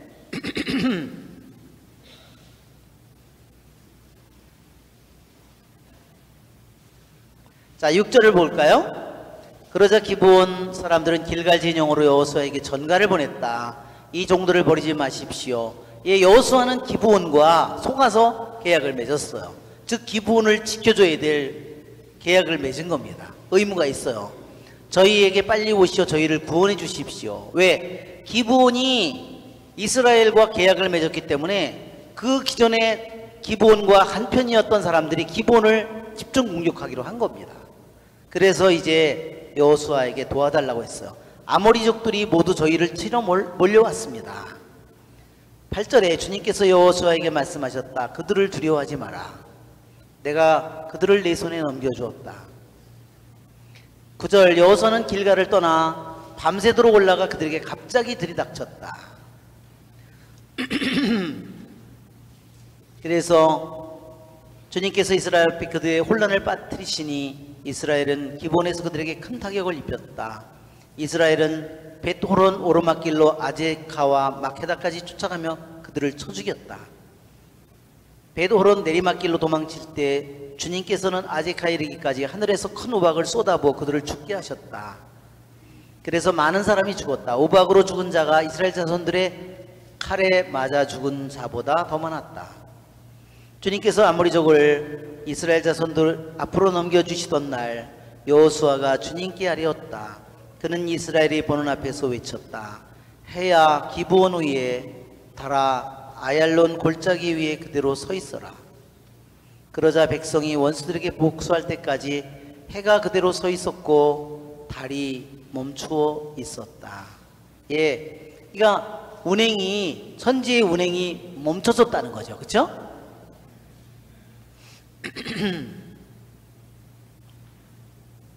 예, 우리 여기 도표에 보면 이게 여호수아가 이 예리고 성을 무너뜨리는 6일 동안 돌고, 그렇죠? 7일째 나팔을 부고 소리를 지르면서 벽이 무너지잖아요. 이게 아얄론 전투에 그거를 그림으로 그린 겁니다. 그래서 이 지역을 가나안 땅을 정복할 때 이 가나안 땅을 가장 큰 적이 누구냐? 아모리족이에요. 아모리족. 그래서 지금 여기서 보면 지금 길갈을 떠나서 기브온에 여기로 밤에 급습을 한 거죠. 기브온을 와서 벳호론 내려가서 아얄론 골짜기로 해서 마케다, 아제카 이렇게 해서 이렇게 하니까, 이렇게 전투를 해야 되니까 날이 시간이 모자른 거예요. 적은 물리쳐야 되는데. 그래서 이렇게 여호수아가 주님께 해를 멈추어 달라고, 그래서 주님께서 그 여호수아의 기도를 들어주셨다 그랬습니다. 그러니까 이미 이러한 일들은 바로 모든 우주를 설계하신 분도 주님이시고, 설계하시고 그 궤도에 따라서 돌게 하는 것도 주님이시지만, 그것을 도는 것을 또 마음대로 조정하실 수 있는 분도 주님이시라는 것을 우리에게 보여줍니다. 그러자 히즈키야가 대답하였다. 그림자가 10칸 앞으로 길어지는 것은 쉬운 일입니다. 쉬운 일이요. 그러니 10칸 뒤로 돌아가게 해주시오. 그래서 예언자가 주님께 청하니 주님께서 아하즈의 해시계에 드리운 그림자를 10칸 뒤로 돌아가게 하셨다. 예, 유대인 전승에 의하면요, 아버지 왕 아하즈 왕이 죽던 날이요, 낮이 10시간 짧아졌대요. 전승에 의하면. 그런데 아들 왕 때 다시 10시간 아버지 왕이 죽었을 때 낮이 짧아졌는데 10시간, 아들 왕 때 10시간이 늘어진 거예요. 그러니까 제대로 그것이 맞게 돌아가게 되었다는 거죠. 자, 12절 바빌론 사절단. 그때 바라단의 아들인 바빌론 임금 무로닥 바라단이 히즈키야가 병들었다는 소식을 듣고 그에게 편지와 예물을 보냈다. 히즈키야는 그들을 반가이 맞아들이고 그들에게 자기의 보물 창고 전체와 은과 금, 향료와 고급 기름, 병기고 창고 안에 있는 것을 다 보여주었다. 히즈키야가 자기 궁궐과 나라 안에 있는 것 가운데 그들에게 보여주지 않은 것은 하나도 없었다. 예, 이게요, 이 부분이 굉장히 문제가 되는 그런 부분이에요. 왜 그러냐면 이 앞장에서 이미 18장에서 나왔잖아요. 아시리아 대군이 쳐들어오니까 히즈키야가 성전 안에 있는 보물이고 뭐이고 금이고 다 벗겨내서 금이고 은이고 해서 아시리아 왕에게 다 바쳤는데 오히려 예루살렘을 와서 포위했죠. 다 벗겨져서 없는데 그 후에 지금 20장에서 이야기가 나왔어요. 그래서 이것은 뭐냐면 이 성경이 시대별로 시간 순서대로 기록되지 않았다는 것을 보여주는 겁니다. 그러니까 아시리아 대왕에게 그거를 다 갖다 바치기 이전에 이 사건은 일어났다는 거죠. 무슨 말인지 아시겠죠? 그러니까 이것은 아시리아 왕에게 그 모든 보물을 다 벗겨서 바치기 이전에 일어난 사건이지만 여기에 그것이 기록되어 있다는 겁니다. 자, 무로닥 발라다는요 2번이나 아시리아를 점령했어요. 그러니까 아시리아가 어마어마한 힘으로 강대국을 형성하고 있는데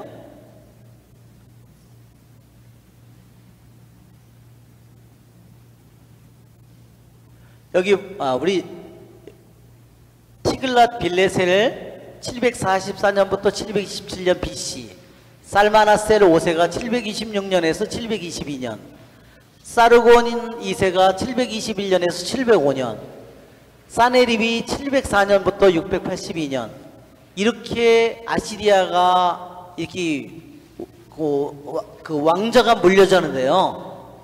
이 왕자가 물려지는 이 순간들에요, 굉장히 혼란이 많이 일어납니다. 여기 일례로 이 살마나셀의 아들이 사르곤이 아니에요. 살마나셀의 아들이 왕이 된 게 아니라요, 살마나셀이 이 나라를 티글랏빌레셋과 살마나셀이 통치하기 이전의 왕국, 그 왕국의 아들이 사르곤이에요. 그러니까 이 나라 안에 얼마나 강대국을 커다랗게 이뤘지만 그 안에 수많은 인종, 수많은 혈통, 이 다른 민족들끼리 싸움이 그 안에서 어마어마하게 일어나고 있었던 거예요. 그러니까 왕이 죽을 때마다 그런 일들이 생기니까 그때마다 반란이 일어나고 뭐가 일어난 겁니다. 그래서 여기에도 지금 산헤립이 이렇게 됐는데 요 721년 이때 여기에 혼란이 이 왕자가 아니라 이전의 왕국의 아들이 이게 대왕이 된 거예요. 이때 아주 혼란이 컸어요. 이때 무로닥 발라단이 왕자를 차지했는데, 여기 보면 아시리아의 수도는 니니베잖아요. 니니베죠? 근데 이 바빌론의 바빌론, 여기 보세요. 누구예요? 바라단의 아들인 바빌론 임금이라고 되어 있잖아요. 이때는 아시리아 제국인데, 또 이전의 지도를 보면 이때 아시리아 이게 대제국이잖아요. 아시리아에.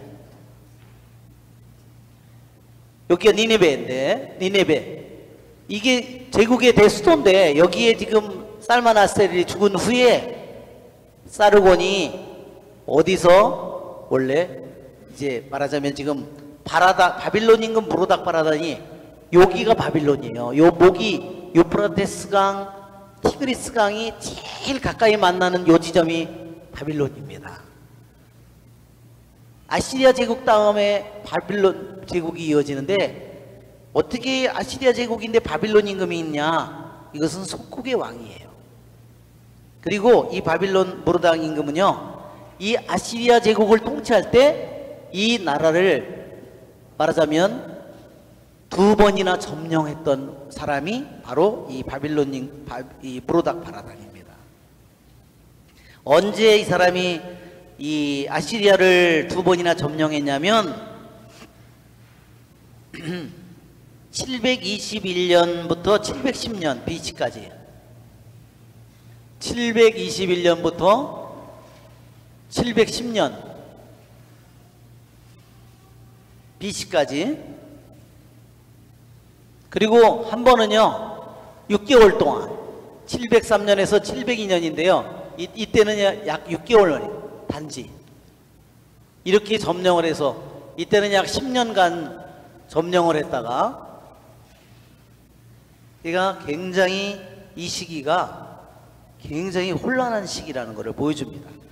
이 아시리아 제국 전체에서 반란이 뭐 일어난 겁니다. 그 중에 하나가 히즈키야가 반란을 일으킨 겁니다.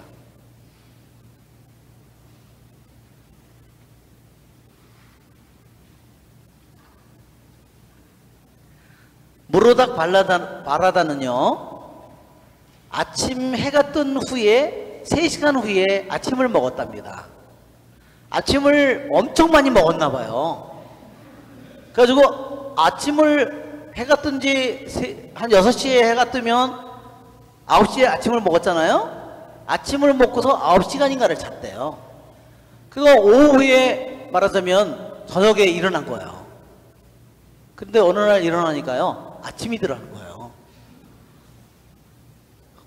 그러니까 신하를 죽이려고 했대요. 왜? 자기가 하루 낮 밤을 완전히 잤다고 생각했다는 거예요. 자기는 똑같이 저녁 시간에 자기가 아침에 밥을 잔뜩 먹고 저녁에 자기가 깨어나서 그때부터 이제 자기는 일을 하는데, 깨어나 보니까 아침이거든. 그 어마어마하게 잔 거예요 자기가. 근데 왜 이 신하들이 안 깨웠을까? 그래서 신하를 죽이려고 했다는 거예요. 그랬더니 하는 말이, 해가 10시간이 뒤로 지나갔다고.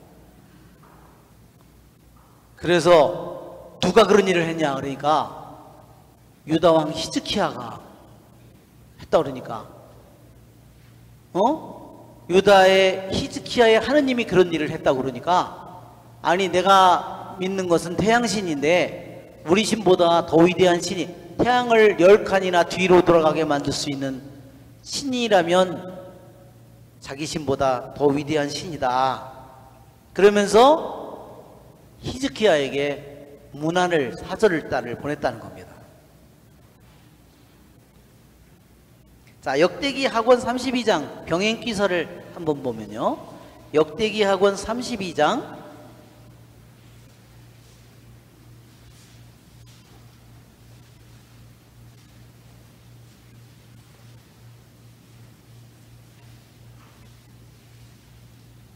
31절을 한번 보세요.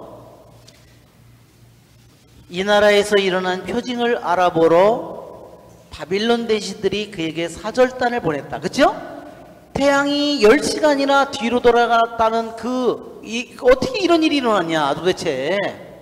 그랬더니 그것은 이스라엘의 하느님이 그런 일을 했다고 그러니까, 누구 때문에? 히즈키야 왕 때문에 그런 일을 했다.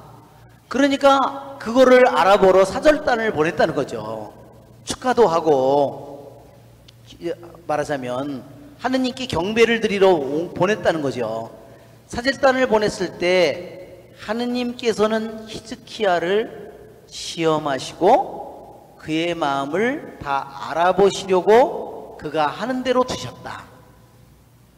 자, 우리는 그렇게 하는 대로 두셨다 되어 있지만요, 히브리 말로는요 하느님이 그를 떠나셨다 이렇게 되어 있어요.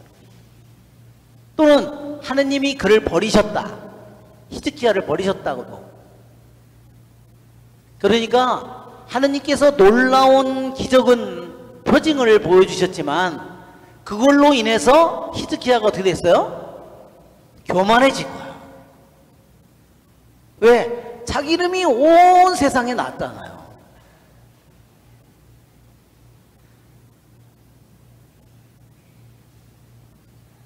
자, 13절을 보면 그래서 그러한 배경을 우리들이 염두에 두고 이걸 읽어야 돼요. 히즈키야는 그들을 방가에 맞아들이고 그들에게 자기의 보물 창고 전체와 은과 금, 향료와 고급 기름, 병기고 창고 안에 있는 것을 다 보여주었다. 에이, 그런가 다 안 보여줘도 되는데. 그래가지고 히즈키야가 이게, 왜냐면 그 사람들이 그 바빌론의 임금이 사절을 와서 자기를 찾으러 왔을 때 이 히즈키야의 마음이 허황된 마음이 들어서 교만해진 그런 마음을 갖게 된 겁니다.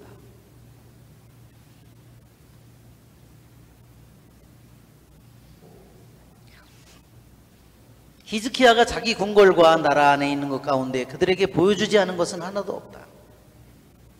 자, 여기 보면 히즈키야를 하느님께서는 31절에 역대기 하권 32장 31절에 하느님께서는 히즈키야를 시험하시고 그의 마음을 알아보시려고 그가 하는 대로. 하느님이 몰라서 그걸 했을까요? 그가 마음이 이렇게 표징을 일으킨 다음에 히즈키야 왕의 마음이 허황해지고 교만해졌다는 거, 그리고 그래서 사람들한테 자랑하려고 하는 그 마음을 하느님께서 모르셨을까요? 몰라서 시험을 했을까요? 하느님은 아시죠. 교부들은 그랬어요. 하느님이 몰라서가 아니라 하느님은 아시지만 히즈키야가 자신을 알도록 하느님께서 허락하셨다는 겁니다. 여기서 하느님께서 떠나셨다 이렇게 돼, 하느님께서 그를 버리셨다는 말이 무슨 뜻이냐? 하느님께서 하느님은 시험을 하지 않아도 알지만 히즈키야 왕이 너무나 똑바른 왕이고 의로운 왕이기 때문에 자기가 착각을 할까봐, 자기가 지금 현재 이러한 허황된 마음, 허영된 마음, 교만한 마음이 들었다는 것을 히즈키야가 깨닫도록 허락하셨다는 거예요. 그래서 안 보여줘도 되는 거를 다 보여준 거예요. 그래서 나중에 그게 어디로 갔어요? 바빌론으로 다 가는 겁니다. 그게. 그래서 나중에 바빌론 왕이 그거 가지고 뭐 하죠? 성전 안에 하느님께 바쳐진 그 술잔들이요, 성작이죠. 우리 미사 때 드리는 성작과 같은 게, 그게 그걸 가지고 뭘 해요? 그걸 가지고 기생들하고 술을 처먹는 거예요, 나중에. 이게 벨사살 왕이 다니엘 때 왜 나오잖아요. 손이 하나 탁 나타나더니 막 벽에다가 뭐 문에 막 쓰잖아요. 무게를 재보니 모자랐다. 예? 그게 바로 그거를 가리키는 겁니다.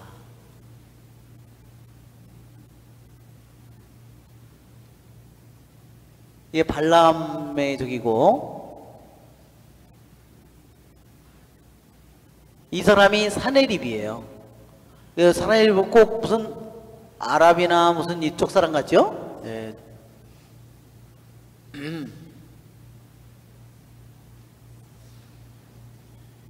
이게 여기 손이 있잖아요. 그림에 문에 문에 이렇게 나온 거죠. 이게 대신들을 다 불러다 놓고 어마어마한 파티를 그가 버리고 있는데 이게 궁궐에 어마어마한 여기 그림에는 여기 뭐냐면요. 이게 메노라입니다. 황금 등경. 예루살렘 성전에서 가져온 황금 등경을 그림에다 여기다 넣어놓고 그리고서 술이 잔뜩 거나해지니까 그 하느님에게 바쳐진 술잔 가져와.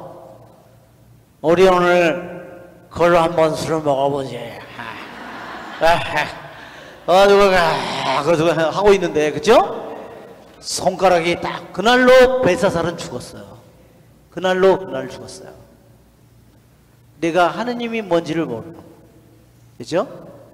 너는 왕들의 숨통을 끊으시는 분이 하느님인 줄을 모르고 그러한 허황된 짓을 하다가 이게 히즈키야가 보여주고 나서요. 바빌론 사람들이 그거를 왜 태양도 뒤로 돌아가게 하는 건 그런 적이니까 그거를 뺏어가려고 그게 뭔지는 모르지만 좌우지간 자 14절에 그때 이사야 예언자가 히즈키야 임금에게 와서 물었다. 그 사람들이 무슨 말을 하였습니까? 어디서 왔습니까? 히즈키야가 대답하였다. 먼 나라에서 온 사람들이요 바빌론에서 왔어.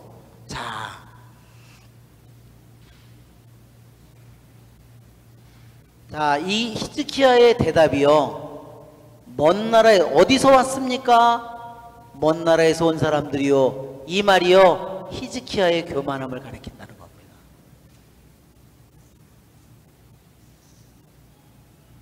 즉 성경에는 그 대답을 잘못한 경우가 있는데 대답을 잘못해서 아주 흐린 물, 호딱한 물 그런 물에 그런 도구가 된 경우가 있는데 첫째 얘가 카인이라고 그랬어요. 아까 그 카인이 동생을 죽이는 거 나오죠? 제물을 바치는데 이 아벨의 거는 제물이 불타는데 형의 거는 카인 거는 불이 타지 않습니다.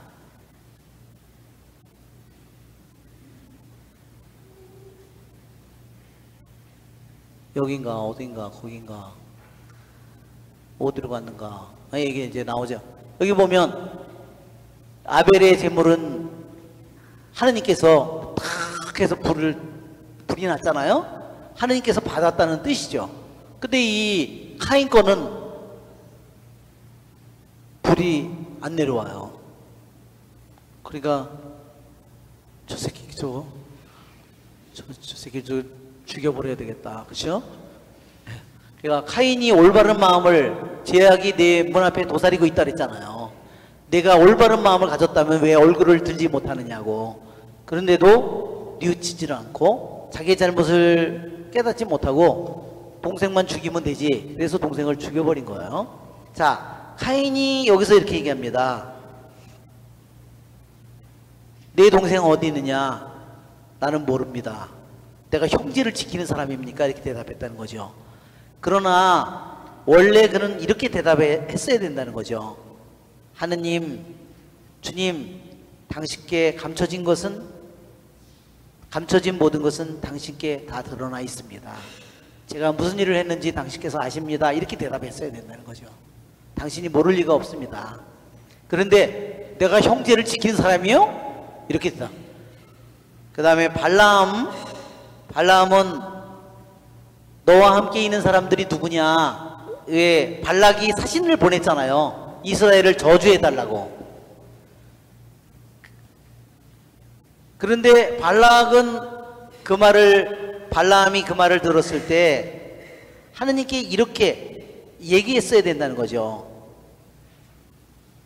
발락 왕이 저에게 축복해달라고 이런 일들을 자기네 저기를 축복해달라고 사람들을 보냈다고. 그걸 하느님이 모르실 리가 있나요? 오직 당신께서 아십니다. 즉 여기에서 발라함은 뭐라고 그러는 거냐면요, 자기를 찾고 있다는 거예요. 자기를 드러내는 겁니다. 자기를. 왜? 그 모압 왕이 자기를 간절히 자기를 찾고 있다는 거예요.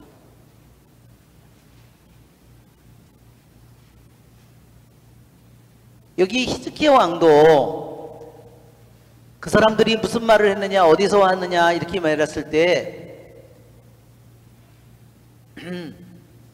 전지전능하신 하느님께서 왜 저에게 물으십니까? 그렇게 당신께서는 이미 알고 계십니다. 이렇게 대답해야 마땅한데 먼 나라에서 온 사람들이요 이렇게 얘기한 것은 무엇을 뜻하냐면 먼 나라 사람들이 자기를 공경해서 이렇게 찾으러 왔다. 자기를 높이는 말이라는 거야 이게.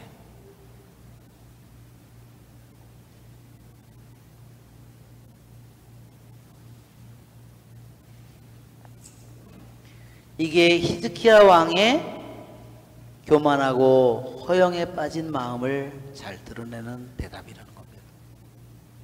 실제로 그 사람들은 태양을 뒤로 돌린 것은 하느님이기 때문에 하느님을 경외하러 온 거다 하는 겁니다. 그래서 히즈키야 왕은 그렇게 대답했어야 된다는 거죠. 그것을 하신 분은 하느님이십니다.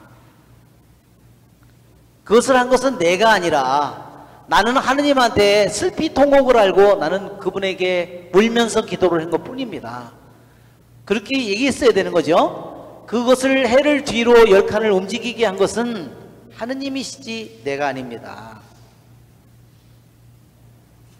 이것이 바로 히즈키야가 시험에 빠진 이유입니다.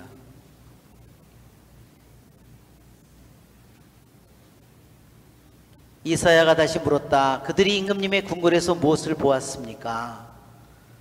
내 궁궐 안에 있는 것을 다 보았소. 내 창고 안에 있는 것 가운데 내가 그들에게 보여주지 않는 것은 하나도 없어. 안 보여줘도 되는 거를 다 보여줬다는 거죠. 그러니까 그 사람들에게 마음속에 뭐를 심었느냐? 탐욕을 심었다는 거죠. 저게 하느님께 바치는 거야? 저런 것도 있구나. 그래서 그거를 다 그 사람들이 실제로 하느님을 섬기지도 않으면서도 그 물건들을 나중에 다 약탈해서 가져가는 겁니다. 보라, 내 궁궐 안에 있는 모든 것과 내 조상들이 오늘날까지 쌓아온 것들이 바빌론으로 옮겨져 하나도 남지 않은 날이 다가오고 있다. 예, 이 히즈키야가 자랑을 잘못한 거예요. 너에게 태어날 아들들 가운데 아직 태어나지 않았죠, 그치? 히즈키야가 이때까지 병이 들어오는 이때까지 아직 아들이 없었다고 그랬잖아요. 태어날 아들들 가운데 더러는 끌려가서 바빌론 왕궁의 내시가 될 것이다. 그 사람이 누구냐면요, 다니엘이에요. 다니엘은요 왕족이에요. 다니엘은 끌려가지 않았으면 왕이 되었을 사람이에요. 다니엘서 1장 3절을 한번 보세요. 다니엘서 1장 3절.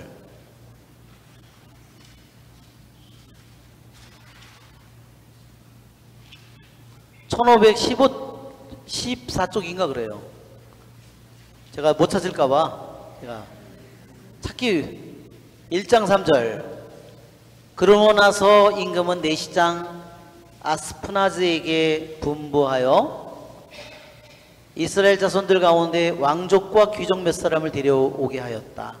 그들은 아무런 흠도 없이 잘생기고 온갖 지혜를 갖추고 지식을 쌓아 이해력을 지녔을 뿐더러 왕궁에서 임금을 모실 능력이 있으며 칼데아 문학과 언어를 배울 수 있는 젊은이들이었다.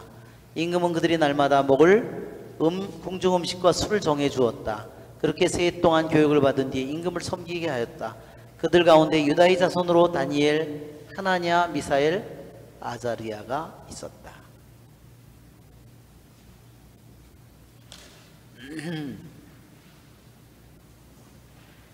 예, 나중에 결국은 이 히즈키야의 아들 므낫세 왕, 정말 이스라엘 유다의 왕 중에서 최악이라고 하는 왕이요 므낫세 왕이에요. 12살의 왕이 되어 가지고요 55년을 다스렸어요. 아버지가 한 일들을 모두 다 뒤집었어요. 완전히.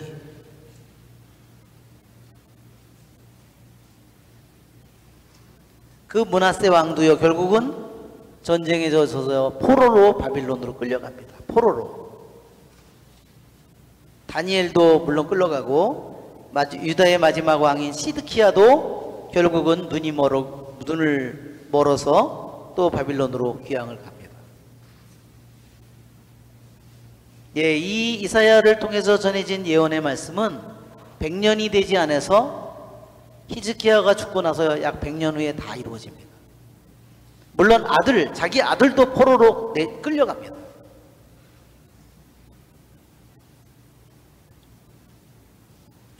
히즈키야가 이사야에게 말하였다. 그대가 전한 주님의 말씀은 지당하오. 그러면서도 내가 살아있는 동안 평화와 안정이 지속되기만 한다면야 하고 생각했다. 어떻게 보면은요 굉장히 이기적인 생각인 것처럼 보이기도 하는데 이것은 어떻게 번역하느냐에 따라서 내용이 전혀 달라집니다. 즉 히즈키야는 분명히 그와 같은 이기적인 마음으로 얘기한 것은 분명히 아닌 것 같아요.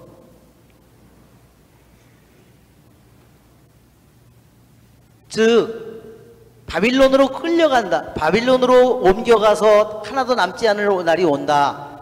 아들들 가운데 왕궁의 내시가 될 것이다. 그것은 뭐냐면 하느님의 경고의 말이라는 거죠.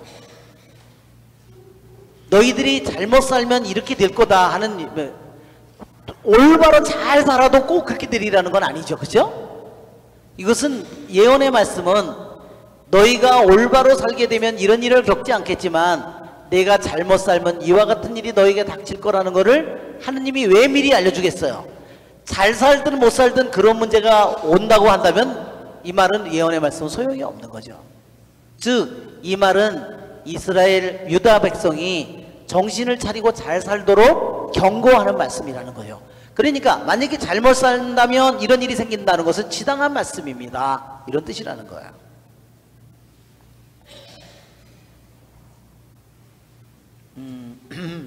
네, 여기 보면 수명을 하느님께서 15년이나 정말 그 히즈키야 왕에게 주었다고 제가 이런 글을 읽었습니다. 미국의 텍사스에 있는 어느 아들 넷을 둔 엄마가 제일 어린애는 3살이었는데 너무 심한 병으로 병원에서 6개월을 선고받았답니다. 제일 막내는 3살. 그래서 아버지가 어느 날 성탄 크리스마스 이브 날 자녀들을 다 데리고 엄마의 병상에서 같이 무릎을 꿇고 기도를 했답니다. 그리고 이사야서 이 대목을 읽었답니다. 15년을 연장시켜 준 거를. 주님, 아버지가 기도하기를 그 기절을 읽고 이 4명의 아이들을 내가 키워야 되는데 제발 좀 도와주십시오. 나는 이것을 할 수가 없습니다. 그렇게 같이 아들들하고 같이 엄마의 병상 앞에 무릎을 꿇고 기도했답니다. 결국은 막내가요 고등학교를 졸업하던 가을에 15년 후에 마침내 엄마는 세상으로 떠났답니다. 딱 15년을 청했는데 15년을 됐다는 거죠. 그렇죠? 예, 실제로 이러한 일들은 우리들이 살고 있는 세상에서 계속 일어나고 있는 일입니다. 그렇죠? 예, 그래서 이것은 단지 한 사람에게만 일어난 일이 아니라 그래서 주님께서는 언제나 우리들 모두에게 우리 교부들도 그랬어요. 하느님께서는 왜 변경할 수 없는 당신의 뜻을 왜 그렇게 바꾸셨느냐. 오직 사랑으로 하느님은 그런 일을 하셨다 그랬습니다. 영광이 성부와 성자 성령께 성부와 성자 성령의 이름으로 아멘.